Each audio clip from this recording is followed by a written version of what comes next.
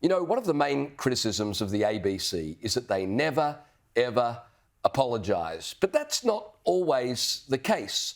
This morning, for instance, ABC radio host Patricia Cavallius made an apology, or as she called it, a real apology, to her oh-so-sensitive listeners. Let me play you the part of the interview on Radio National this morning and see if you can pick the offence for which she later gave a grovelling apology. What I feel is that sometimes some of our states, I mean, particularly European states, Western states, are a little bit schizophrenic about that. And that schizophrenic approach that you've described it as, this more confused approach.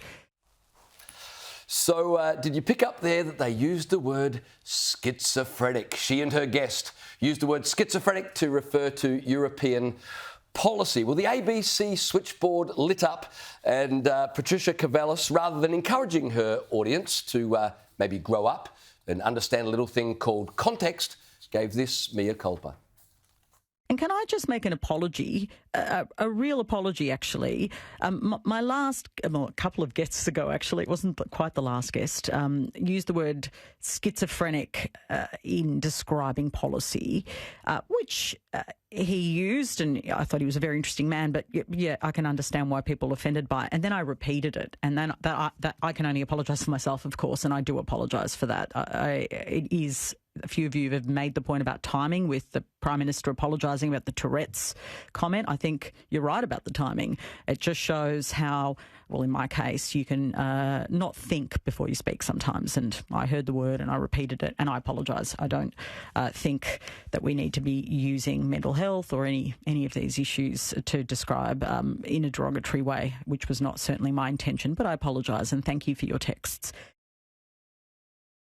Seriously, Caleb and Liz, that conversation had nothing to do with the mentally ill. Even blind Freddie can understand and see that. And by that reference, I mean no disrespect to visually impaired people or viewers named Fred, Frederick or Freddie. Well, both of you are wearing glasses tonight, so surely you can pick on visually impaired people. Anyway, don't be crazy, James. Oh, I suppose I can't even say that anymore either. I mean, seriously, there are some people in this country who need to take a spoonful of cement and harden the F up.